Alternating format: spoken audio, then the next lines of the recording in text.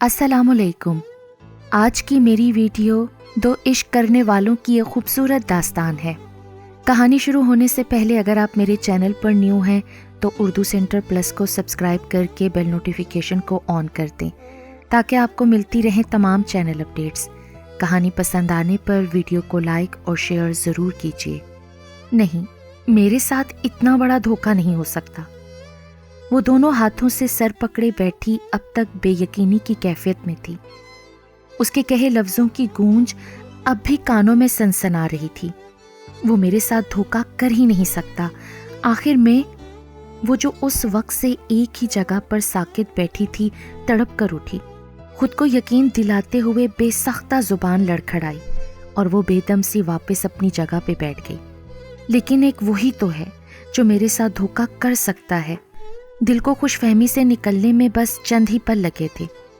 कितनी आसानी से बेवकूफ़ बन गई मैं। उसकी असलियत जानकर भी उसकी बातों में आ गई। ओह माय गॉड, मैं इतनी अहमक, इतनी कमअक्ल किस तरह हो सकती हूँ। कितनी आसानी से उसने मुझसे बदला लिया और मैं। इस बार उसका दिल अपने बाल नोचने को चाहा। वाकई उसने सब कुछ अपनी रजामंदी से ही तो किया था। कोई जबर, कोई दबाव ना था। बहुत आराम से वो सब कुछ करती चली गई जो वो उससे कहता रहा। उसकी हर बात पे आंख बंद करके यकीन करती रही। फिर अब किस लिए अपने किए पे पछता रही थी? या फिर आज के बाद जिंदगी में पछतावों के सिवा बाकी कुछ था ही नहीं? कमरे में इस वक्त अलार्म की आवाज़ गूंज रही थी। अलार्म की आवाज़ इतनी ऊंची थी कि कान पड़ी आवाज़ का सुनना भी मुश्किल था। लेकिन ये फ़कत उसी का हौसला था जो इतनी पुरसकून नींद सो रहा था। वरना खैर से इस कमरे में बजते अलार्म की आवाज़ से तो पड़ोसी तक जाग जाते थे। इस मुस्तकिल मिजाजी से होते शोरो गोगा ने बिलाखिर उसकी नींद में रखना टाल दिया और उसने कसलमंदी से उठते हुए एक हाथ से आंखें मलते हुए दूसरा हाथ बढ़ाकर अलार्म बंद किया और एक ही जिस्त में नर्म गर्म बिस्तर से बाहर निकल आया। वो जितनी गहरी नींद सोता था, जागने के बाद उतनी चुस्ती और बशाशत पे सभी हैरान होते थे। वरना तो बहुत से लोग कितनी ही देर बिस्तर में दुबके अंगड़ाइयाँ लेते रहते हैं। सामने रखे ड्रेसिंग टेबल के आईने में अपना अक्स देखते हुए बेख्तियार उसने उंगलियों से अपने बाल संवारे और अपनी स्टडी टेबल की तरफ बढ़ा, जहाँ कल रात देर तक काम करने की वजह से बहुत से कागज़ और किताबें बेतरतीबी से रखी थी। मेज़ पे इन्हीं कागजात के दरमियान सफ़ेद कागज़ों का एक दस्ता अलग रखा था जो दूसरे कागजात की निस्बत तरतीब में था। उसने हाथ बढ़ाकर उन कागजात को उठाया और एक वर्क पलटने लगा। बेख्तियार उसके लबों पे एक आसूदा और इत्मीनान भरी मुस्कुराहट नमूदार हुई। ये उसकी पिछले एक हफ्ते की मेहनत थी। हल्की सी सीटी बजाते हुए उसने कागजात अपनी रोज़मर्रा की फ़ाइल में एहतियात से रख दिए और ख़ुद बाथरूम में जा घुसा। जैसे ही उसका बाथरूम का दरवाज़ा बंद हुआ, उसके बेडरूम का दरवाज़ा बिना आहट और शोर के खुला था। पहले उसका सर अंदर आया और फिर इस तसल्ली के साथ कि कमरा खाली है, वो खुद भी अंदर दाखिल हुई। बिल्ली की तरह दबे पांव चलते हुए उसका रुख स्टडी टेबल की तरफ था, जहां अब भी बेतरतीबी नज़र आ रही थी। तरतीब तो खैर इस पूरे कमरे में ही ढूंढने से नहीं मिलती थी कि उसे तरतीब से नफरत थी। इसीलिए तो यहाँ हर वक्त फैलाव फैला रहता था, माँ सवाए उसके कंप्यूटर और म्यूज़िक इंस्ट्रूमेंट्स के, जिन्हें वो किसी को हाथ भी नहीं लगाने देता था। और अगर सफाई के दौरान गलती से उनकी जगह बदल दी जाती तो अच्छा खासा हंगामा मच जाता था। उसने आंखें सुकेड़ के मेज़ की हालत को देखते हुए दिल ही दिल में उस पे 1000 बार लानत भेजी और फिर अपने हाथ में पकड़ा कागज़ों का पलंदा मेज़ पे रखकर जल्दी से उसकी फ़ाइल खोलकर उसमें रखा कागज़ों का दस्ता निकाल लिया, जिस पे जाली हरूफ से उसका नाम छपा हुआ था और जिसे वो कुछ देर पहले मुस्कुराते हुए अपनी महबूबा की तरह देख रहा था। पिन ओपनर मेज़ पे ही था। उसने पिन ओपनर की मदद से उन कागजात से पिन को निहायत एहतियात से अलग करके टाइटल कवर को अपने साथ लाए कागज़ों के दस्ते पर लगाकर उन्हें स्टेपल करके उसकी फ़ाइल में बिल्कुल उसी तरह वापस रख दिया जैसे वो छोड़ कर गया था। इस तमाम कार्रवाई के बाद उसने फ़ाइल में रखे उसके प्रिंट शुदा कागजात का पलंदा उठाया और खामोशी से कमरे से बाहर निकल गई। कमरे का दरवाज़ा बंद करते हुए उसने एक बार फिर इस बात की तसल्ली की थी कि उसे किसी ने भी नहीं देखा। अब उसका मिशन पूरा होने से कोई नहीं रोक सकता था। چچی جلدی سے ناشتہ لے آئیں، آج ہمیں جلدی پہنچنا ہے۔ لاؤنج میں لگے گھڑیال نے 7:30 بجائے اور ارحم اپنے گیلے بالوں کو سنوارتا فائل اور گاڑی کی چابی تھامے ڈرائنگ روم میں داخل ہوا۔ مسکرا کر سلام کرتے ہوئے اس نے ناشتے کے لیے آواز لگائی۔ ڈائننگ ٹیبل پہ پہلے ہی عبیر اور شاہان بیٹھے ناشتہ کر رہے تھے۔ عطیہ بیگم بیٹے اور بھتیجی کو ناشتہ دے کر اب اسی کی منتظر تھیں۔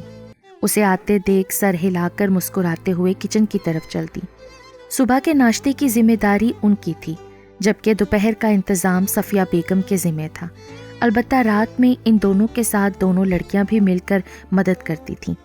یہ زالے نہیں آئی ابھی تک، ہر روز اس کی وجہ سے دیر ہوتی ہے، ابھی ناشتے میں 10 گھنٹے لگائے گی۔ جاؤ عبیر، اسے بلا کر لاؤ، پھر ہمیں نکلنا ہے۔ میز پر اس کی غیر موجودگی کو محسوس کرتے ہوئے وہ بڑبڑایا اور صبح کے اخبار پہ نظر ڈالتے ہوئے بہن کو اسے بلانے کا حکم دیا۔ وہ اٹھنے کے بجائے سر جھکائے ناشتہ کرتی رہی۔ زالے تو آج اپنی دوست کے ساتھ چلی گئی یونیورسٹی، کہہ رہی تھی جلدی پہنچنا ہے، اسے اسائنمنٹ جمع کروانا ہے۔ چچی نے اس کی پلیٹ اور چائے کا مگ میز پہ رکھتے ہوئے اسے بتایا۔ ہاں لیکن اسائنمنٹ تو ہم دونوں کو ہی جمع کروانا تھا۔ اخبار لپیٹ کر میز پہ واپس رکھتے ہوئے اس نے حیرت سے پہلے اپنی کلائی پہ بندھی گھڑی کو دیکھا اور پھر جیسے تصدیق کے لیے دیوار کی گھڑی کی طرف نگاہ کی۔ اس کے انداز میں بے یقینی تھی، کیونکہ وہ ہرگز سحر خیز نہ تھی اور تقریباً روزانہ کی بنیاد پہ اسی کی وجہ سے سب لیٹ ہوتے تھے۔ اچھا ہے نا آج ہم ٹائم پہ کالج پہنچیں گے، ورنہ تو روز آپا کی وجہ سے دیر ہو جاتی ہے۔ شاہان کی بات پہ مسکراہٹ دباتے عطیہ نے بیٹے کو آنکھیں دکھائیں۔ گھر میں 3 گاڑیاں تھیں، ایک بڑے ابا یعنی یاور علی خان صاحب کے استعمال میں تھی، اسی گاڑی کو گھر کی خواتین بھی استعمال کر لیا کرتی تھیں۔ دوسری گاڑی دونوں بیٹوں عبد الرحمن اور عبد الرحیم کے زیر استعمال تھی، چونکہ دفتر ایک تھا لہٰذا استعمال بھی ایک ہی تھا۔ تیسری گاڑی بچوں کے لیے تھی جسے زیادہ تر ارحم ہی ڈرائیو کرتا تھا۔ شاہان کو کالج، عبیر کو اسکول وہی چھوڑتا تھا، جس کے بعد وہ اور زالے یونیورسٹی جاتے تھے۔ وہ تو پتہ نہیں بس کچھ کھائے پیے بغیر ہی بھاگم بھاگ نکل گئی ہے، چچی نے نہ سمجھنے والے انداز میں جواب دیا اور خالی برتن سمیٹنے لگی۔ ابھی انہیں گھر کے باقی لوگوں کے لیے بھی ناشتہ تیار کرنا تھا۔ چلو تم لوگ گاڑی میں بیٹھو، میں بس آ رہا ہوں۔ ارحم کا ذہن الجھا ہوا تھا۔ وہ اس گتھی کو سلجھانے سے قاصر تھا کہ زالے اتنی جلدی کیوں اور کس سہیلی کے ساتھ یونیورسٹی گئی ہے۔ اسی الجھن میں ناشتہ کرتے ہوئے اس نے پاس رکھی چابی شاہان کی طرف اچھالی، جسے کیچ کر کے اس نے عبیر کو اٹھنے کا اشارہ کیا۔ وہ دونوں اپنے بیگ تھامے پورچ کی طرف چلے گئے۔ ارحم نے ناشتے کی پلیٹ ہاتھ سے پرے کی اور لب بھینچتا میز سے اپنی فائل اٹھا کر ان دونوں کے پیچھے ہی چل دیا۔ اس کی بھوک ایک دم غائب ہو گئی تھی۔ یاور علی خان صاحب نے دونوں بیٹوں کی تربیت اس نہج پر کی تھی کہ دونوں کے درمیان محبت اور خلوص شامل تھے۔ یہی وجہ تھی کہ برسوں سے نہ صرف کاروبار مشترکہ تھا بلکہ گھر میں بھی دونوں خاندان نہایت اتفاق سے رہتے تھے، ایک دوسرے پہ انحصار کرتے تھے اور ایک دوسرے کی ضروریات کا خیال رکھتے تھے۔ گھر میں قائم امن اور سکون کی فضا کی پوری خاندان میں مثال دی جاتی تھی۔ البتہ ارحم اور زالے اس پیمانے پہ پورے اترنے سے بری طرح قاصر تھے۔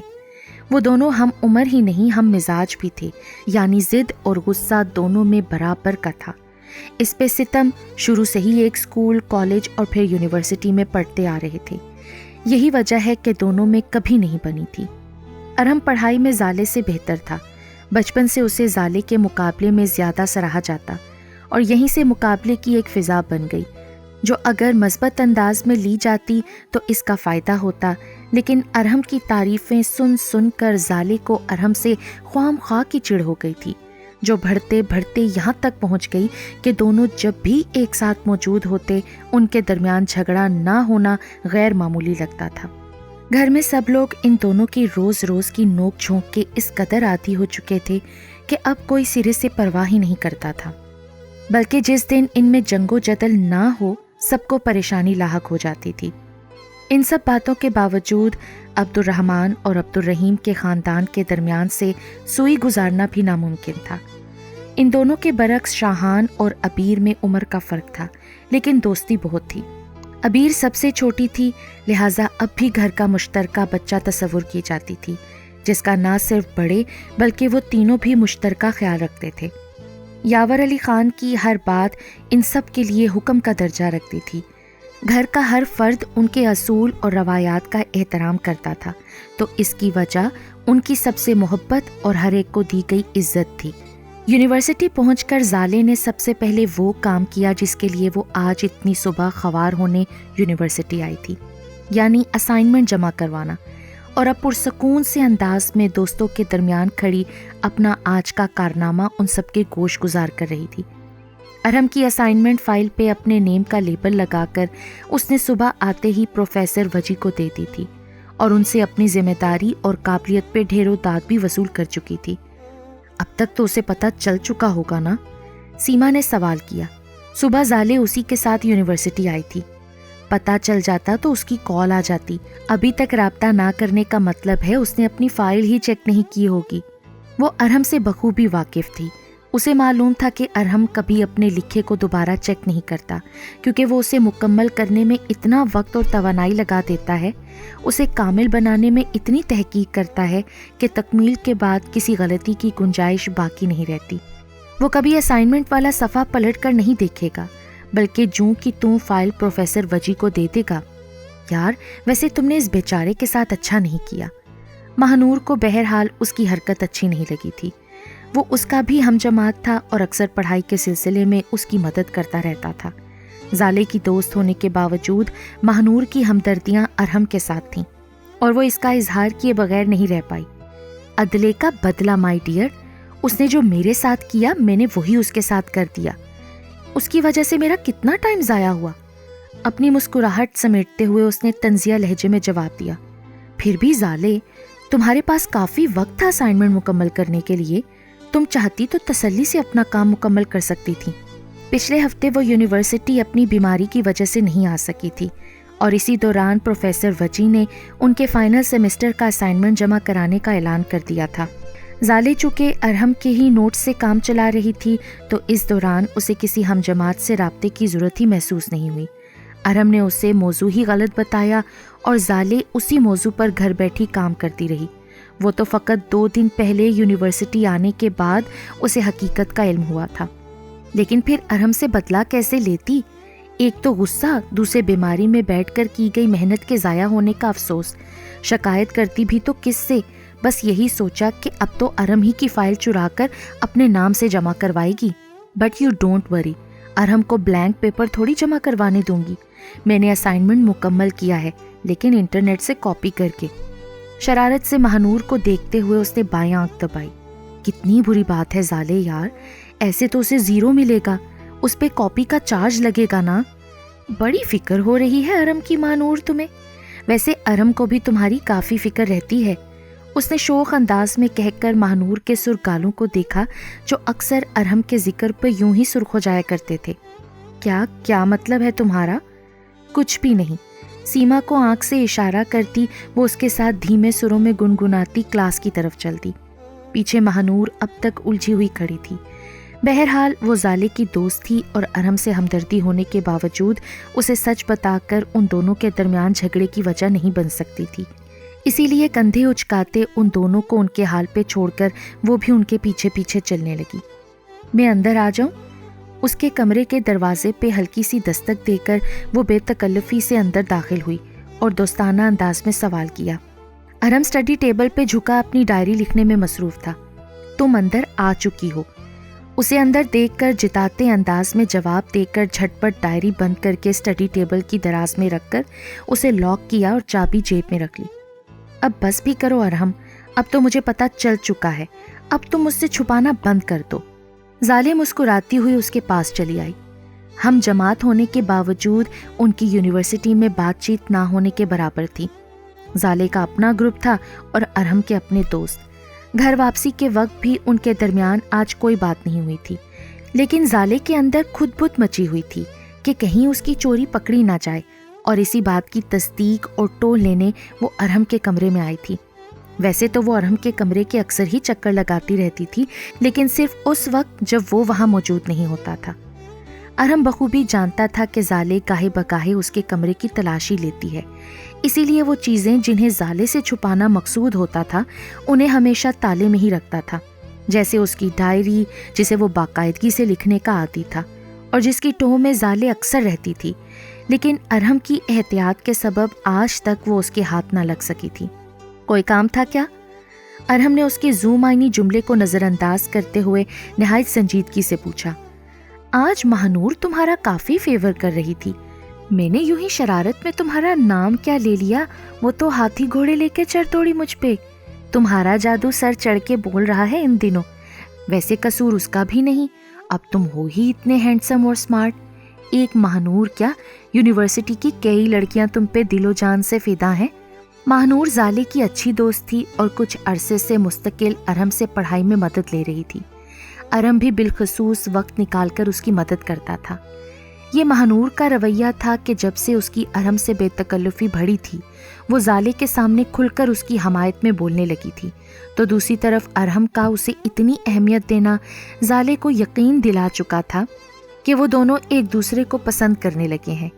यही वजह थी कि वो अरहम को अक्सर महानूर का नाम लेकर छेड़ती, जिस पे अरहम कभी मुस्कुरा कर तो कभी खामोश रहकर उसके शक को यकीन में बदल रहा था। आज तो मैंने देखा ही नहीं कि सूरज किस तरफ से निकला था। तुम्हारी तबीयत तो ठीक है ना जाले? तुम और मेरी तारीफ में इतना वक्त ज़ाया करो, बात कुछ हजम नहीं हो रही। कुर्सी की पुश्त से कमर टिकाए आरामते अंदाज में बैठकर उसने जाले को मशकूक निगाहों से देखा। महानूर के तस्करे को कसदन नज़रअंदाज कर दिया था।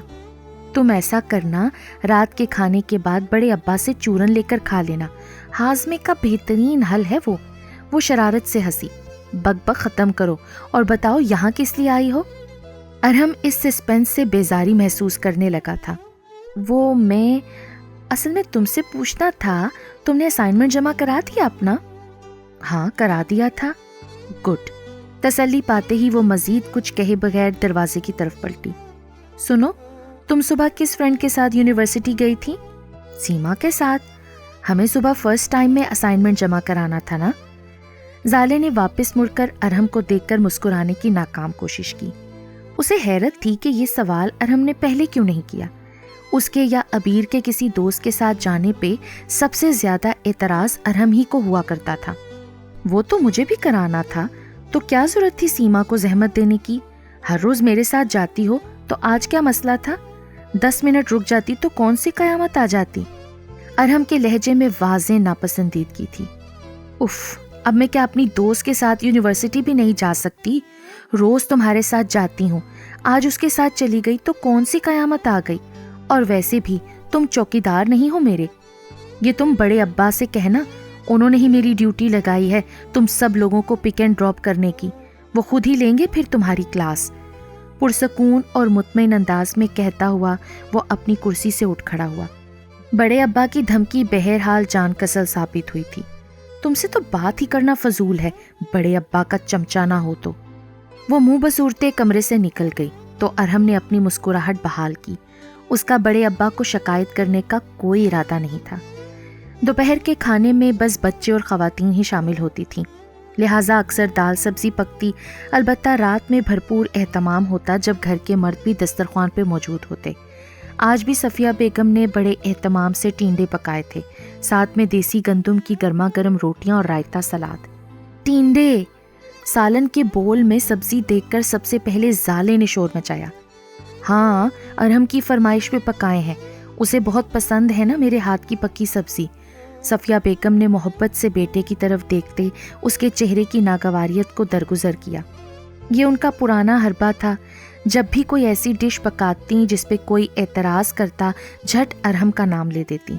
वो भी खामोशी से सर झुका देता, कभी ये नहीं कहा कि अम्मा जानी मैं ही मिला था बकरा बनाने को, दाल या फिर टींडे। वो ज़ेरे लब बुड़बुड़ाई और दिल में अरहम को 1000 कोसने दिए। उसे यकीन था वो सारी हरकतें घर वालों की निगाहों में मोतबर बनने के लिए करता है, वरना टींडे कौन पसंद करता है भला। ताई अम्मी कुछ और भी पका लेती इसके साथ, आपको अच्छी तरह मालूम है हम में से कोई नहीं खाता ये टींडे। उसका दिल रोने को चाह रहा था, इस पे भूख भी जोरों की लग रही थी। आज तो वैसे भी टेंशन में सुबह से कुछ खाया ही नहीं। اب کیا معلوم تھا کہ لنچ میں سامنا ٹینڈوں سے ہو جائے گا۔ اپنی بات کرو، ہم تو سب کچھ کھا لیتے ہیں بھائی، شاہان نے بول سے سبزی نکالتے جواب دیا، مبادا زالے کے چکر میں اسے بھی ماں کی ڈانٹ سننی نہ پڑ جائے۔ ہاں مجھے نہیں پسند، اور میں ہرگز یہ ٹینڈے نہیں کھانے والی، ان کا تو نام ہی اتنا عجیب سا ہے، پتہ نہیں ذائقہ کیسا ہوگا، وہ جارحانہ انداز میں کہتی اٹھ کھڑی ہوئی۔ تائی امی نے منہ بناتے دیورانی کو دیکھا۔ آسمان سے منو سلوا اترے گا بیگم صاحبہ کے لیے، چھوڑیں بھابھی، اس کا تو روز کا ڈرامہ ہے، آپ بیٹھ کر کھانا کھائیں۔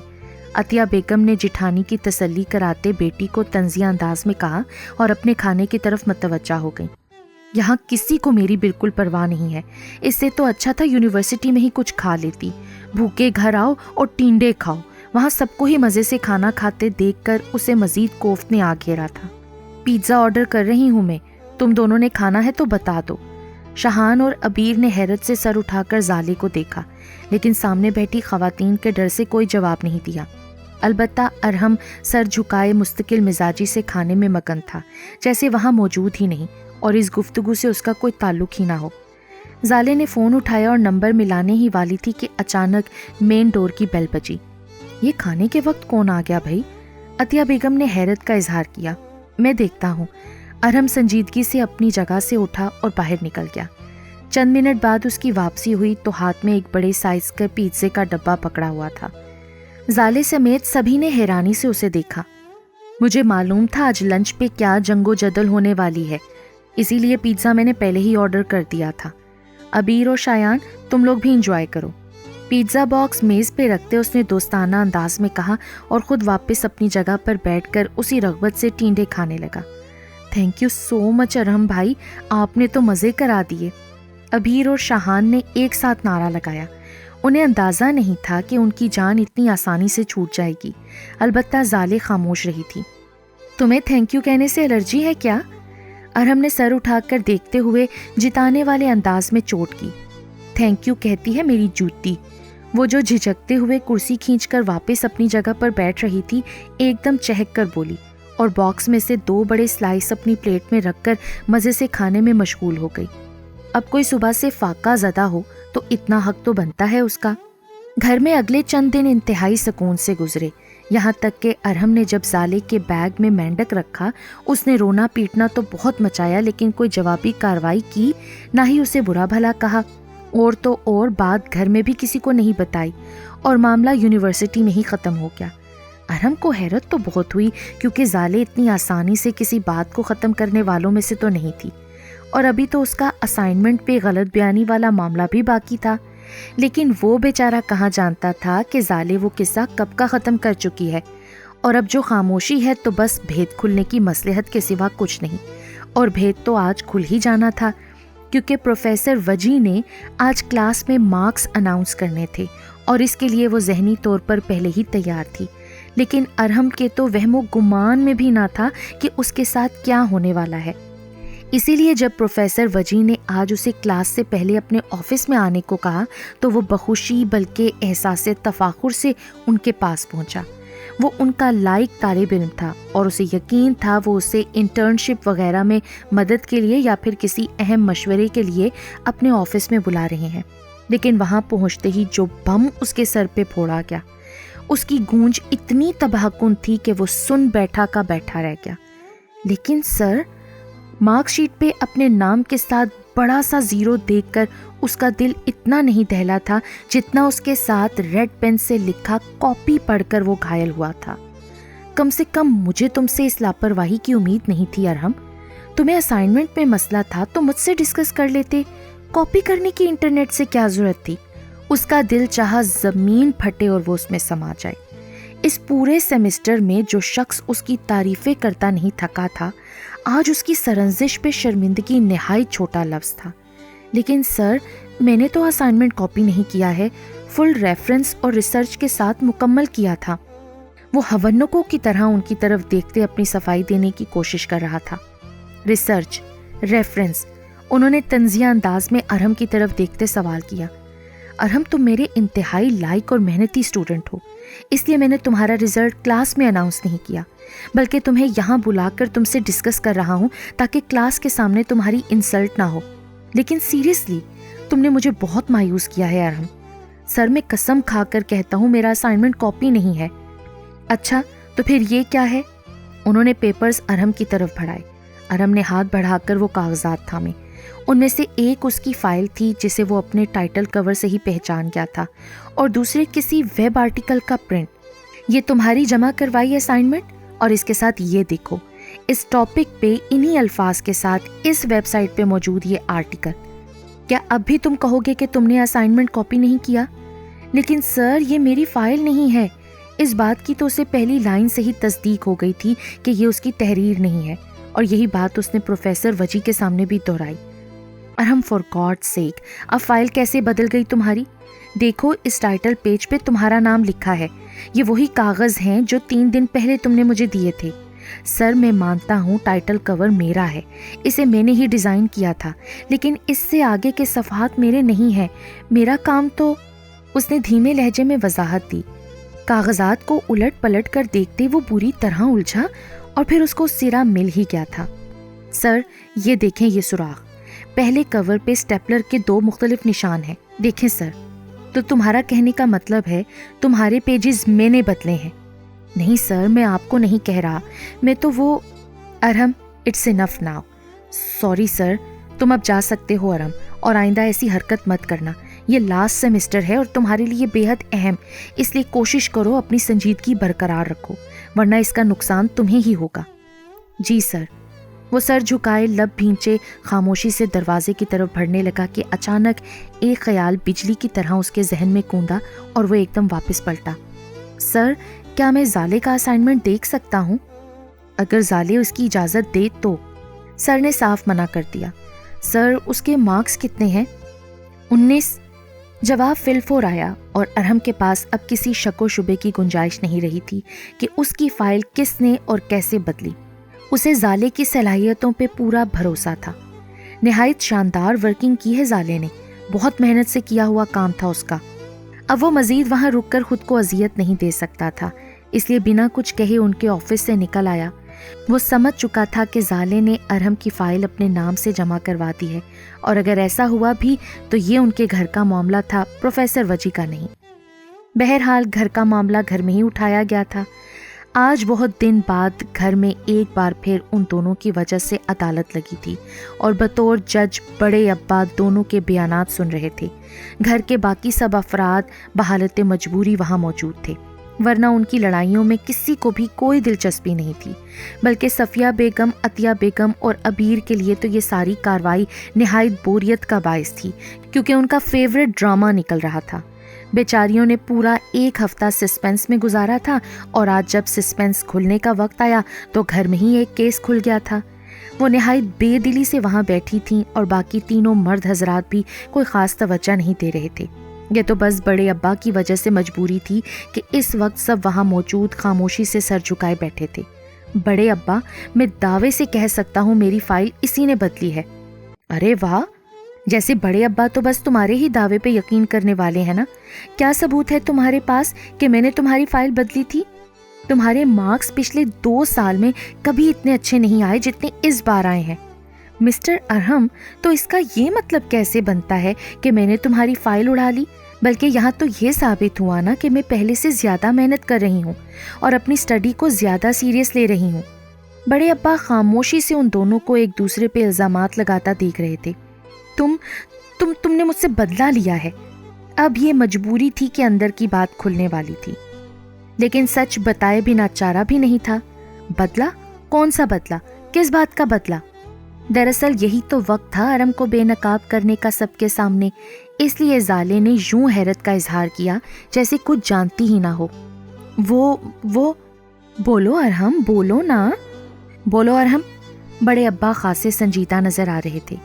بڑے ابا وہ میں نے اسے ٹاپک غلط بتایا تھا اصل میں.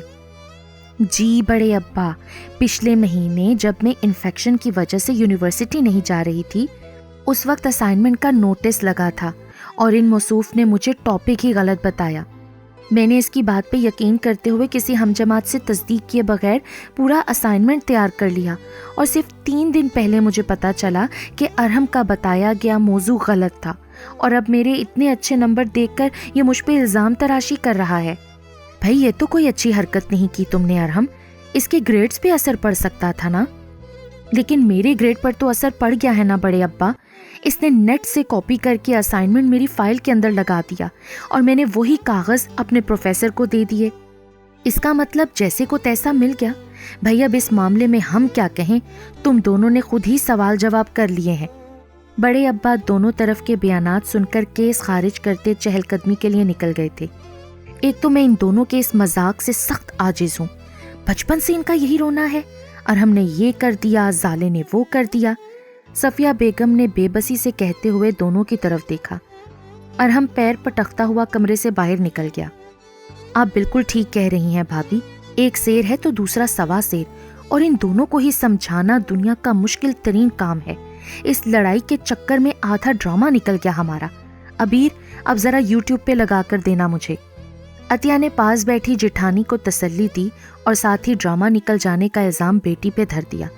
مجھے تو لگتا ہے آپ نے مجھے کچرے کے ڈھیر سے اٹھایا ہے امی، کبھی جو اس کے سامنے میری سائیڈ لی ہو۔ چلو تمہیں آج پتہ چل ہی گیا نا، ہم تو سالوں سے چھپائے بیٹھے تھے۔ وہ بھی اسی کی ماں تھیں، برجستہ کہتے ہوئے ہنسی اور ان کی تقلید میں وہاں موجود سبھی لوگ کہہ لگانے لگے۔ زالے کی برداشت جواب دی گئی اور وہ منہ بنائے ارحم کے پیچھے کمرے سے نکل گئی تھی۔ ارحم کا دماغ گھوم رہا تھا، زالے نامحسوس انداز میں اس کے ساتھ اتنا کچھ کر گئی تھی اور وہ کچھ بھی تو نہیں کر پایا۔ پروفیسر وجی کے سامنے لاکھ تعویلیں دیں مگر انہوں نے بھی اس کا یقین نہیں کیا، الٹا وہ اس سے خفا دکھائی دے رہے تھے۔ ایسے میں زالے کو بھرپور جواب دینا اب جیسے فرض بن چکا تھا۔ دوسری طرف زالے آسمانوں میں اڑ رہی تھی کہ ایک ہی وار سے ارحم کی سابقہ ہر شرارت کا جواب دے چکی ہے، لیکن ساتھ ہی ساتھ ان دنوں ضرورت سے زیادہ محتاط بھی تھی، کیونکہ اسے اچھی طرح معلوم تھا کہ ارحم بدلہ لیے بغیر سکون سے نہیں بیٹھنے والا۔ یہاں تو وہ دونوں ایک دوسرے سے نپٹنے کی فکر میں لگے تھے کہ اچانک ایک نئی افتاد آن پڑی، جس نے دونوں کو ہی اپنی پریشانی بھلا کر اس نئی الجھن میں الجھایا تھا۔ ہوا کچھ یوں تھا کہ مٹر پلاؤ کے لیے مٹر چھیلتی صفیہ بیگم نے ایک سرد آب بھرتے ہوئے اپنی دیورانی عطیہ بیگم کے آگے اپنی اولاد کی نالائکی کا اظہار کیا۔ خود دیورانی صاحبہ بھی اسی غم میں مبتلا تھیں، جھٹ جٹھانی کے دکھ میں برابر کی شریک ہو گئیں۔ عطیہ بیگم کو فکر تھی کہ ایسے احمق بچوں کا مستقبل کیا ہوگا جو ہر وقت گھر اور گھر سے باہر جنگ و جدل میں مصروف رہتے ہیں۔ عطیہ بیٹی کی لاؤبالی طبیعت سے پریشان تھی تو صفیہ کے لیے بیٹے کی خوام خواہ سینگ پھنسانے کی عادت درد سر بنی ہوئی تھی۔ اسی طرح دل کا حال ایک دوسرے سے کہتے ہوئے پتہ ہی نہیں چلا اور مٹر چھل گئے، مگر مجال ہے جو دونوں کے دماغ میں کوئی حل آیا ہو۔ بس یہی طے کیا کہ پڑھائی مکمل ہوتے ہی دونوں کی جلد ہی شادی کر دی جائے، تاکہ کچھ تو مزاجوں میں سنجیدگی پیدا ہو اور ذہن دوسری طرف لگے۔ لیکن شادی کے لیے بھی رشتوں کی ضرورت ہوتی ہے جو فی الوقت تو موجود نہ تھے۔ اتفاق سے اسی وقت صفیہ بیگم کے بڑے بھائی کمال نے کال کر دی۔ کمال امریکہ میں مقیم تھے، کچھ انہی کے جیسے نااہل بچوں کے اہل تھے۔ بہن کے آگے اپنا دکھڑا سنایا تو انہوں نے بھی جواب میں اپنے دل کی بھڑاس نکالی۔ یکا یک کمال کو ایک کمال کی ترکیب سوجی، انہوں نے بہن کے آگے جھٹ پٹ دونوں کے رشتوں کی بات کر دی۔ زالے کے لیے اپنے بڑے بیٹے شمیم کا رشتہ دیتے ہوئے انہوں نے اپنی چھوٹی بیٹی ممتاز کے لیے بھانجے ارحم کو داماد بنانے کی خواہش کا اظہار کر دیا۔ اندھا کیا چاہے دو آنکھیں، صفیہ اور عطیہ کو تو کمال کی بات اندھیرے میں جگنو کی طرح لگی، لیکن فیصلہ فقط دونوں عورتوں کی خواہش تک محدود نہیں تھا، لہٰذا معاملہ مردوں کے سامنے رکھا گیا۔ عبد الرحیم اور عبد الرحمان کو بھی رشتے پر کوئی اعتراض نہ تھا، ایک خاندان سے اور دوسرے بیرون ملک۔ بھائی ہمارے یہاں تو یوں بھی چائنا کی چیز پہ میڈ ان امریکہ لکھ دیں تو ہاتھوں ہاتھ مہنگے داموں فروخت ہوتی ہے، یہ تو پھر انسانوں کی بات ہے۔ صفیہ نے بڑے اچھے انداز میں بڑے ابا کو بھی قائل کر ہی لیا، لہٰذا سب کی رضامندی سے اسی وقت کمال صاحب کو کال کر کے اطلاع کر دی گئی۔ وہ بھی بہن کی زبانی ہاں سن کر خواہ مخواہ خوش ہو گئے اور فوراً پاکستان آنے کی تیاری کر لی۔ گھر میں اچانک خوشی اور ہنگامہ سر اٹھانے لگا، چہل پہل شروع ہو گئی، لیکن زالے اور ارحم پر تو جیسے یہ خبر بجلی بن کر گری۔ شمیم، بھلا یہ بھی کبھی کسی مرد کا نام ہوا کرتا ہے؟ وہ دوڑی بھاگی ارحم کے کمرے میں آئی۔ تمہیں نام سے کیا لینا ہے؟ वो खुद अपना सर घुटनों में दिए बैठा परेशान था। जिसका नाम मर्दों वाला नहीं अरहम, उसके काम कैसे होंगे? वो जल कर बोली, वैसे अरहम, क्या तुम कर लोगे शादी अपनी कज़न मुमताज़ से? अम्मी ने मुझे शेरवानी सिलवाने का कहा है, वो भी कल। उसने मुंह बना के कहा, तो रेडीमेड खरीद लो, इतना मसला तो नहीं, आजकल तो सब डिज़ाइनर की मिल जाती हैं। इसमें इतना मुंह बनाने वाली कौन सी बात है भाई? अरहम का दिल चाहा कि उसका सर फाड़ दे। वो कितनी मासूमियत से उसके दिल की हालत को नज़रअंदाज कर गई थी।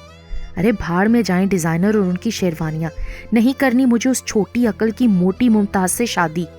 बचपन से जहर लगती है वो मुझे। ज़ाले को अब उसके उतरे हुए चेहरे और परेशानी का एहसास हुआ। यानी वो दोनों एक ही कश्ती के सवार थे। वही तो मैं सोच रही थी, तुम तो महानूर को पसंद करते हो ना, और वो भी तुम्हें दिलो जान से चाहती है। भला कैसे किसी और से तुम शादी कर सकते हो? तुम ऐसा करो, फौरन इनकार कर दो अरहम। ज़ाले, तुम जाओ यहाँ से प्लीज़।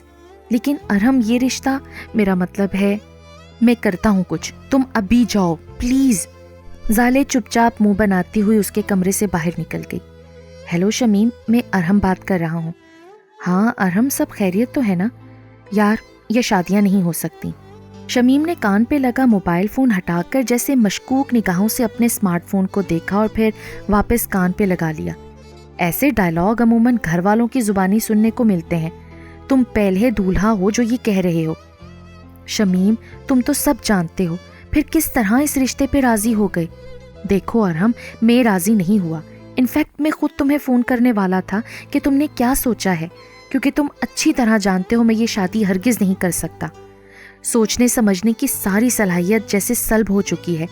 ऐसा लग रहा है दिमाग माउफ हो गया है। मेरे पास एक तरकीब है, अगर तुम ज़ाले को राज़ी कर लो तो। अरहम एकदम चौंका, फिर फ़ोन कान से लगाए खामोशी से उसकी बात सुनकर बस सर हिलाता रहा। बहरहाल हल मुनासिब था, अलबत्ता काम मुश्किल, लेकिन करना ज़रूरी था, क्योंकि इसके सिवा दूसरा कोई रास्ता नहीं था। लेकिन इससे बड़ा मसला ज़ाले को समझाना था, जिसकी कामयाबी का इम्कान ना होने के बराबर था। फिर भी उसे कोशिश तो करना ही थी। तुम्हारा दिमाग ठीक है अरहम? वो अपने कमरे में मुंह बसूरे बैठी अपनी किस्मत को कोस रही थी। अरहम की बात सुनकर मजीद सीखपा हो गई। देखो, अगर शमीम से जान छुड़ानी है तो फिर ये करना पड़ेगा। मंसूबे के मुताबिक उसने ज़ाले को ये नहीं बताया था कि शमीम भी उससे शादी नहीं करना चाहता, बल्कि ये हल भी उसी की तरफ से पेश किया गया है, वरना उसे लाजमी शक हो जाता। अरहम का संजीदा चेहरा और दो टोक अंदाज देखकर ज़ाले भी सोचने पे मजबूर हो गई, लेकिन दिलो दिमाग में कशमकश अपनी जगह जारी थी। लेकिन महानूर का क्या होगा? अरहम का दिल चाहा उसका गला दबा दे, लेकिन इस सूरत हाल में वो इससे बिगाड़ नहीं सकता था। लिहाजा सब्र बर्दाश्त का मुजाहरा करते हुए अपने गुस्से पे काबू रखा। उसकी तुम फिक्र मत करो, उसका भी कुछ ना कुछ हो जाएगा। अभी पहले इस शमीम और मुमताज़ से तो छुटकारा पा लें। मेरा दिल नहीं मान रहा, कहीं लेने के देने ना पड़ जाए। अरे कुछ नहीं होता, बस तुम इसकी टेंशन ना लो। घर वाले कमाल मामू को इनकार सिर्फ एक ही सूरत में करेंगे, अगर हम दोनों उन्हें ये यकीन दिला दें कि हम एक दूसरे से बेपनाह मोहब्बत करते हैं और शादी करना चाहते हैं। शमीम का ख्याल था कि अगर वो दोनों घर वालों के सामने मोहब्बत का नाटक करें तो वो बिना किसी एतराज़ शमीम और मुमताज़ के रिश्तों से दस्तबरदार हो जाएंगे और दोनों घरों में कोई नाराज़ भी नहीं होगा। गो ये मानने वाली बात तो थी नहीं, क्योंकि बरसों से ज़ाले और अरहम के दरमियान सजा पानीपत का मैदान किसी को भी यकीन ना करने देता, जो हर लम्हा एक दूसरे के बाल नोचने पे राज़ी रहते थे। मोहब्बत और तुमसे सोच कर ही वहशत हो रही है। हस्बे आदत ज़ाले चुप नहीं रह पाई। मुझे भी घिन आ रही है, लेकिन क्या करूं, मजबूरी है, इसके सिवा कोई दूसरा ऑप्शन नहीं है। अरहम तुम, वो बेख्तियार कहते हुए रुकी, क्योंकि अरहम तंबीही निगाहों से उसकी उठी उंगली को देख रहा था। देखो ज़ाले, मैं ये सारी टेंशन ना सिर्फ तुम्हारी वजह से ले रहा हूँ, वरना मुझे कोई शौक नहीं इस मुसीबत में फंसने का। ओह हेलो, मेरे लिए इतनी टेंशन ले रहे हो? और वो डायरी में महानूर के लिए जो मोहब्बत नामे लिख रखे हैं तुमने, उनका क्या? हाँ, मुमताज़ के चक्कर में महानूर को भूल गए क्या? नहीं भूला, और कभी भूल भी नहीं सकता। कोई भी अपनी पहली मोहब्बत नहीं भूल सकता और उसे पाने के लिए हर मुमकिन कोशिश करता है। तुम अगर मेरा साथ नहीं दोगी ना ज़ाले, तो मैं अकेला ही कुछ कर लूँगा, लेकिन फिर तुम मुझसे शिकायत मत करना। 2 ٹوک لفظوں میں کہتے ہوئے ارحم دروازے کی طرف بڑھا۔ اوکے، زیادہ جذباتی ہونے کی ضرورت نہیں ہے ارحم، اس کھیل میں تمہارے ساتھ ہوں، کیونکہ اس باجی شمیم سے شادی تو مجھے مر کر بھی نہیں کرنی، جس کا نام ہی عورتوں والا ہے۔ سچ تو یہ تھا کہ زالے اس سٹیج پہ ارحم سے ہرگز جھگڑا نہیں کر سکتی تھی۔ ایک وہی تو تھا اس وقت جو اس کی مدد پہ رضامند تھا، پھر اگر معمولی سے جھوٹ سے یہ شادی کی تلوار ٹل جاتی تو حرج ہی کیا تھا؟ تو بس پھر جس طرح میں کہتا ہوں اسی طرح کرو۔ ارحم واپس اس کے سامنے بیٹھ کر اسے سنجیدگی سے اگلی حکمت عملی سمجھانے لگا۔ اسے اعتراض تو تھا لیکن وہ خاموش بیٹھی لب بھینچے سر ہلاتی رہی۔ کیا کہا؟ ذرا پھر سے کہنا؟ بڑے ابا نے گلا کھنکارتے بڑی بہو سے سوال کیا۔ بڑے ابا یہ کہہ رہے ہیں شمیم اور ممتاز کو نہیں، ایک دوسرے کو پسند کرتے ہیں۔ گو یقین تو انہیں بھی نہیں آ رہا تھا جب بیٹے کی زبانی یہ سب سنا تو اس بےہودہ مذاق پہ اسے فی الفور ڈانٹ دیا، لیکن ارحم نے کان پکڑے پاؤں دبائے تو مجبوراً انہیں یقین کرنا ہی پڑا۔ اسی وقت بات دیورانی کو بتائی، جس نے بیٹی سے تصدیق کے بعد میاں کے کان میں ڈالی، یعنی آنے واحد میں ان دونوں کا جھوٹ وائرل ہو گیا تھا۔ اچھا یہ سانحہ کب ہوا بھائی؟ کل تک تو دونوں ایک دوسرے کی جان کے دشمن تھے، یہ آج اچانک مفاہمت اور امن کی بات کیسے ہونے لگی؟ بڑے ابا نے اینک کے شیشوں کے اوپر سے ارحم کو مشکوک نگاہوں سے دیکھا جو اس وقت سر جھکائے خاموش بیٹھا تھا۔ آپ ٹھیک کہتے ہیں، بات ہضم تو ہمیں بھی نہیں ہو رہی، لیکن اب خود کہہ رہے ہیں تو یقین کرنا مجبوری ہے۔ عبد الرحمن نے انگلیاں مروڑتی زالے کو دیکھتے ہوئے بڑے ابا کی ہاں میں ہاں ملائی۔ ابھی کچھ دیر پہلے ہی تو وہ سب کمال والے رشتے کی بات کرنے وہاں جمع ہوئے تھے، اور اب ایک بار پھر سب وہیں موجود تھے۔ بھئی ہمیں تو کوئی خاص اعتراض نہیں، البتہ یقین نہیں آ رہا۔ چلو اب اگر ان کی مرضی ہے تمام عمر ہمسایہ ملکوں کی طرح دشمنی نبھانے کی تو بہرحال ہم کیا کر سکتے ہیں؟ بڑے ابا نے خاصی سوچ و بچار اور ایک طویل خاموشی کے بعد اینک اتار کر واپس کور میں رکھتے ایک سردا بھری۔ ظاہر ہے ان کے لیے سب کی خوشی میں ہی خوشی تھی۔ بڑے ابا کم سے کم آپ تو ایسی باتیں مت کریں، ارحم نے دھیما سا احتجاج کیا۔ اچھا چلو نہیں کرتے بھائی، یہ بتاؤ کمال میاں سے بات ہوئی؟ انہیں کیا کہو گے اب؟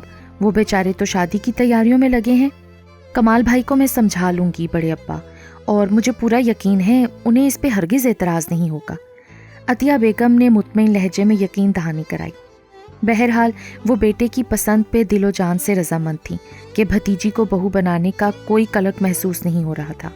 اور کتنی اچھی بات ہے نا بھابھی، زالے ہمیشہ میرے پاس رہے گی، ورنہ تو اسے ملک سے باہر بھیجنے کا سوچ کر ہی دل میں ہول اٹھ رہے تھے۔ عطیہ بیگم ایک طرف تو بیٹی کی شادی میں خوش تھیں، لیکن جب سے رشتے کی بات پکی ہوئی تھی شوہر کے سامنے کئی بار آنسو بہا چکی تھیں۔ اب اولاد بھلے کتنی ہی ناخلف کیوں نہ ہو، ماں باپ کو اس کی جدائی کا غم تو ہوتا ہی ہے۔ عبد الرحمن بھی بیٹی کو رخصت کرنے کا سوچ کر آنکھوں کی نمی روک نہیں پائے، لیکن اب ایسا کوئی مسئلہ نہیں تھا۔ گھر سے گھر تک کا ہی تو سفر تھا جو زالے کو کرنا تھا۔ میرے لیے تو جیسی ممتاز ویسی زالے، بلکہ زالے تو بچپن سے میری گود میں پلی ہے، اس جیسی محبت تو مجھے ارحم سے بھی نہیں عطیہ۔ تائی جی نے زالے کو گلے لگاتے ہوئے جذباتی ہو کر دیورانی کو بھی تسلی دی۔ بڑے ابا میرا تو خیال ہے کہ اگلے ہفتے ہی ان دونوں کا نکاح کر دیتے ہیں۔ بھائی گھر ہی کی تو بات ہے، اور پھر ان کی تعلیم مکمل ہونے کے بعد رخصتی ہو جائے گی۔ عطیہ بیگم نے مسکرا کر کہتے ہوئے بڑے ابا کی طرف دیکھا۔ وہ خود بھی اسی پہلو پر سوچ رہے تھے۔ اس بات میں سر ہلاتے ہوئے انہوں نے اپنی رضامندی کا اظہار کر دیا۔ نہیں امی، نکاح بالکل نہیں، وہ میرا مطلب ہے اتنی جلدی نکاح نہیں ہو سکتا۔ وہاں بیٹھی زالے کے ہاتھوں کے طوطے مینا سب اڑ گئے۔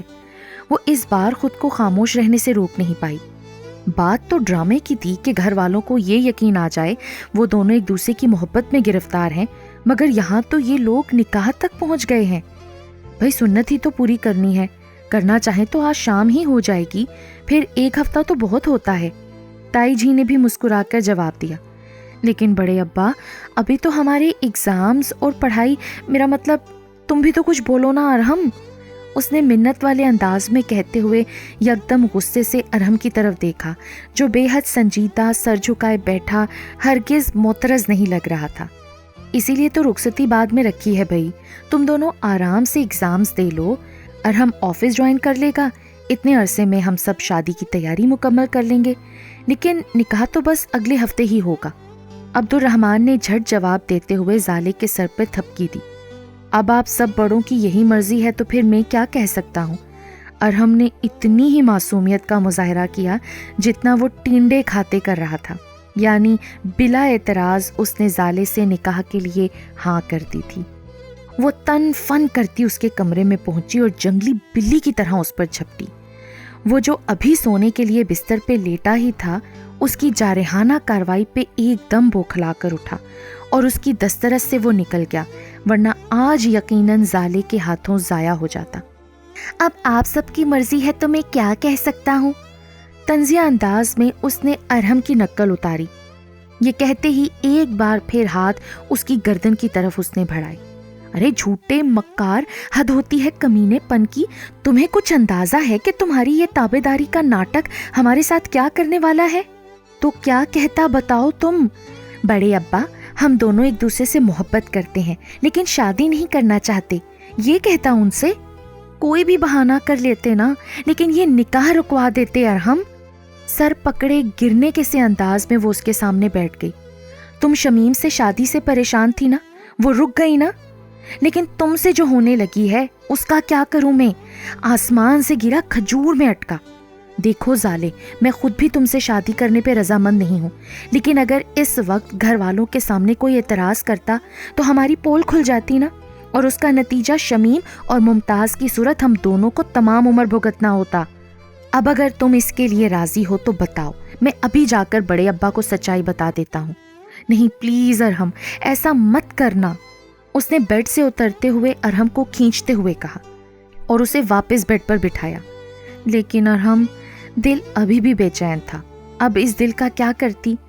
بس اب سکون سے میری بات سنو زالے، یہ نکاح ہو بھی جائے تو کوئی ہم دونوں کی مرضی کے بغیر رخصتی نہیں کروا سکتا، اور رخصتی میں تو ابھی وقت ہے نا، بے فکر رہو، اس سے پہلے ہی سب معاملہ ختم ہو جائے گا۔ نہایت تحمل سے اس کے ہاتھ کی پشت تھپکتے اس نے زالے کو تسلی دی۔ تمہارا مطلب طلاق؟ لیکن گھر والے؟ زالے کو جیسے شوق لگا۔ وہ میرا مسئلہ ہے زالے، مجھ پہ تم چھوڑ دو، میں کر لوں گا ہینڈل سب کو، لیکن پلیز اس وقت کوئی بھی الٹی سیدھی حرکت کر کے کسی کے دل میں بھی شک پیدا مت کرنا، ورنہ 1 منٹ لگے گا ہماری پول کھلنے میں اور پھر شمیم ہی ملے گا تمہیں۔ ارحم نے اقرار کیا تھا نہ انکار، البتہ وہ خاصا سنجیدہ تھا۔ مجھے شمیم کی دھمکیاں تو ایسے دے رہے ہو جیسے خود ممتاز سے بچ جاؤ گے، تمہیں کون سا مہنور پھر مل جائے گی؟ ارے ہاں مہنور، تم اسے کیا کہو گے ارحم؟ وہ تمہارا مسئلہ نہیں ہے، اس لیے اپنی تم چونچ بند رکھو۔ ارحم، میں تمہیں بتا رہی ہوں، زبان سنبھال کے بات کرو، ورنہ کیا؟ ہاں ورنہ کیا؟ ارحم نے پلٹ کر اونچی آواز میں سوال کیا۔ اس کے تیور دیکھ کر زالے کا سانس خشک ہو گیا، لیکن اسی وقت عطیہ بیگم کمرے میں داخل ہوئی۔ یہ کیا ہو رہا ہے بھائی؟ تم دونوں پھر سے جھگڑا کر رہے ہو؟ جھگڑا؟ بالکل نہیں، ہم تو ایک ٹاپک پہ ڈسکس کر رہے تھے۔ میں زالے کو کل کی کلاس ڈسکشن کے لیے گائیڈ کر رہا تھا چچی۔ جی امی، ارحم ٹھیک کہہ رہا ہے، ہم تو پڑھائی کی باتیں کر رہے تھے، ہے نا ارحم؟ زالے نے بھی ہاں میں ہاں ملائی۔ وہ دونوں کو تنبیہی نگاہوں سے دیکھتی کمرے سے نکل گئی۔ پیچھے منہ بناتی ارحم کو گھورتی زالے بھی اس کے کمرے سے باہر آ گئی۔ زالے کے نکلتے ہی ارحم مطمئن سے انداز میں سیٹی بجاتا لائٹ آف کر کے بستر پہ پرسکون سے انداز میں لیٹ گیا۔ آج کا دن واقعی تھکا دینے والا تھا اور اب اس کا ارادہ لمبی تان کر سونے کا تھا، پھر بھلے اگلے چند دن زالے سکون سے سانس بھی نہ لے پاتی۔ زالے نے لاکھ کوشش کی، شروع سے آخر تک ہر بات پہ غور کیا اور پھر نئے سرے سے مسئلے کا حل تلاش کرنے لگی، لیکن مجال ہے جو کوئی بھی بات سمجھ آئی ہو کہ کسی بھی طرح اس زبردستی کی محبت اور نکاح سے جان چھوٹ سکے۔ کسی سے کہنا تو سمجھو موت کو دعوت دینا تھا، اور ارحم اس کے ہر سوال پہ خاموش رہنے کو کہتا یا پھر شمیم کا نام لے کر ڈراتا۔ زالے مجبوراً خاموش ہو جاتی، لیکن دل تھا کہ کسی صورت ماننے کو تیار ہی نہیں تھا۔ کہاں جس کے ساتھ ہر وقت خانہ جنگی کسی کیفیت رہتی تھی، اب ہر وقت اس کے سامنے میٹھا بننا پڑتا، اور یہی نہیں اب تو بس دنوں کا معاملہ تھا۔ نکاح کی صورت تمام عمر کے لیے ارحم نام کا ڈھول اس کے گلے میں ڈالا جا رہا تھا۔ کبھی کبھی وہ سوچتی شمیم میں نام کے علاوہ تو کوئی خاص برائی بھی نہیں، اس سب ناٹک سے تو اچھا تھا اسی سے شادی کر لیتی، کم سے کم ارحم کے ساتھ مل کر یہ سارا ڈرامہ تو نہ رچانا پڑتا۔ لیکن جو نام سے ہی اچھا نہیں لگ رہا تھا اس کے ساتھ شادی کا تصور ہی جان لیوا تھا، وہ بھی اس وقت جب زالے اسے جانتی بھی زیادہ نہیں تھی۔ باقی ارحم نے تسلی بھی دی تھی کہ وہ جلد یہ نکاح ختم کر دے گا اور زالے آزاد ہو جائے گی۔ تائی جی نے کمال بھائی کو بھی زالے اور ارحم کے نکاح کا بتا کر رشتوں سے معذرت کر لی تھی، اور حسب توقع انہوں نے کوئی اعتراض نہیں کیا تھا، بلکہ خوشی سے دونوں کو دعاؤں کا تحفہ بھیجا تھا۔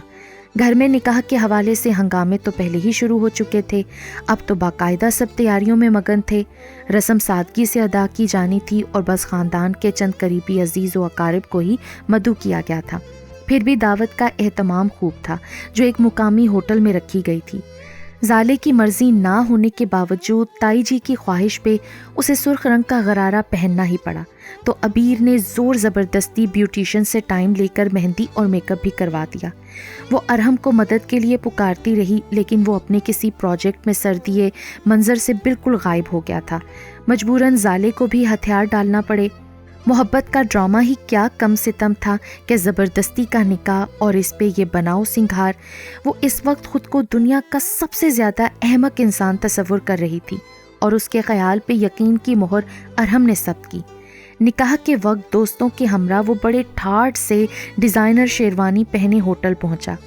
عبیر کے فون پہ بنی اس کے اپنے دوستوں کے ساتھ ڈھول کی تھاپ پہ ناچتے ویڈیو دیکھ کر اندر بیٹھی زالے کا دل اس کی جان لینے کو چاہ رہا تھا، کیونکہ اس کے تو کسی بھی انداز سے ایسا نہیں لگ رہا تھا کہ وہ ڈرامہ یا مجبوری میں یہ نکاح کر رہا ہے۔ دل چاہا سب کے سامنے اس کا پول کھول دے، لیکن یہ موقع اس وقت کسی بھی رد عمل کا نہیں تھا، بلکہ صبر کے گھونٹ پینے کا تھا۔ لہٰذا ارحم کا خون پینے کا ارادہ ترک کرتے اس نے آنسو بہاتے نکاح نامے پہ دستخط کیے اور بھوک سے بے حال ہو کر مجبوری میں اپنے ہی نکاح کے چھوارے اور ٹافیاں کھا کر کولڈ ڈرنک سے حلق تر کیا۔ نکاح کے بعد وہ ابھی برائیڈل روم میں ہی بیٹھی اپنی بے بسی کو کوس رہی تھی کہ عبیر بھاگم بھاگ پھولی سانس کے ساتھ وہاں پہنچی اور نہایت پرجوش انداز میں خوشی سے بے حال ہوتے اس کے قریب ایک نیا بم پھوڑا۔ ارحم بھائی اور ان کے دوست رخصتی کی بات کر رہے ہیں، بڑے ابا سے سب التجا کر رہے ہیں کہ رخصتی چند ماہ بعد نہیں ابھی ہونی چاہیے۔ زالے کا اوپر کا سانس اوپر اور نیچے کا نیچے رہ گیا۔ کیا مطلب؟ ابھی رخصتی؟ یہ کیسے ہو سکتا ہے بھائی؟ یہ سب تو اس کھیل کا حصہ ہرگز نہیں ہو سکتا۔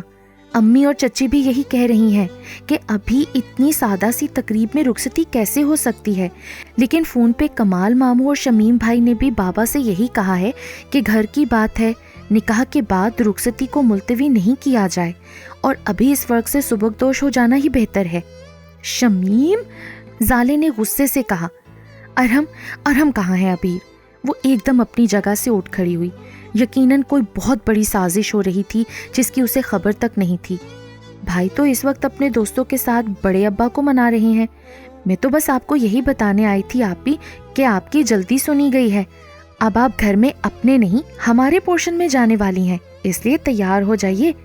اس کے چونکنے اور گھبرانے کو نظر انداز کرتی عبیر اتنی ہی تیزی سے کمرے سے باہر نکل گئی تھی۔ یا اللہ، یہ سب کیا ہو رہا ہے؟ ارحم میرے ساتھ کون سا کھیل کھیل رہا ہے؟ وہ تو مہنور سے محبت کرتا تھا، اور یہ نکاح تو… زالے بے دم سی واپس صوفے پہ سر تھامے بیٹھ گئی تھی۔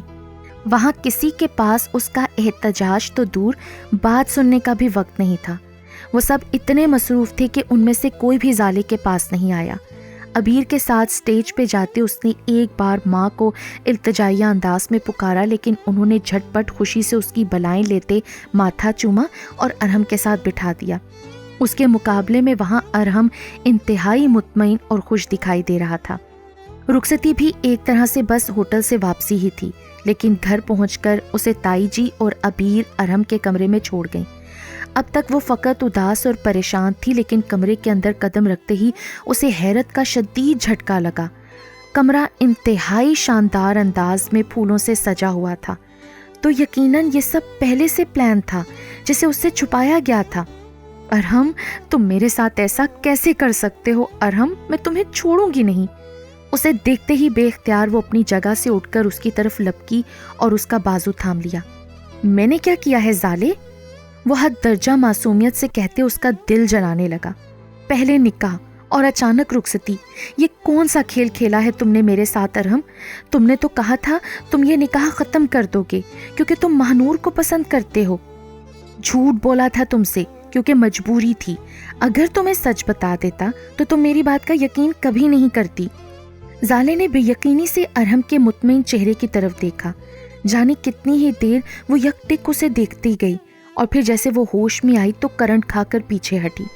جھوٹ؟ اس کا مطلب ارحم؟ اوہ مائی گاڈ، تم نے مجھ سے اپنی اسائنمنٹ کا بدلہ اس طرح لیا ہے ارحم؟ مجھ سے دھوکے میں شادی کر لی تاکہ ساری عمر تم مجھ پر حکم چلا سکو، اپنی اجارہ داری قائم کر سکو۔ اس کی آواز جیسے کہیں دور سے سنائی دے رہی تھی۔ خود کلامی کیسے انداز میں کہتی وہ بیڈ کے کونے پہ بیٹھی زاروں قطار رونے لگی۔ یار، یہ اسائنمنٹ کی بات کہاں سے آ گئی درمیان میں؟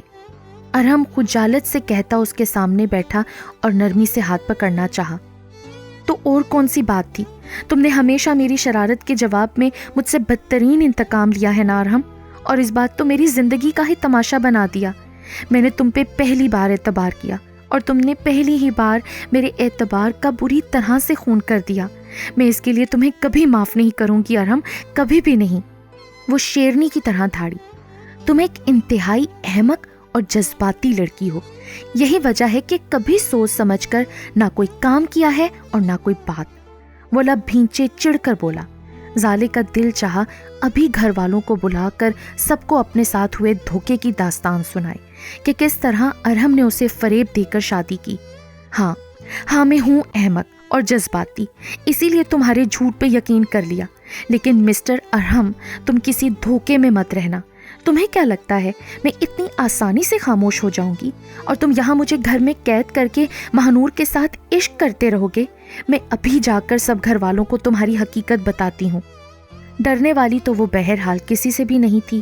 اپنی بات کو عملی جامہ پہنانے وہ اسی وقت اٹھ کر کھڑی ہوئی، لیکن اس سے پہلے کہ آگے بڑھتی ارحم نے کھینچ کر اسے واپس بٹھا دیا۔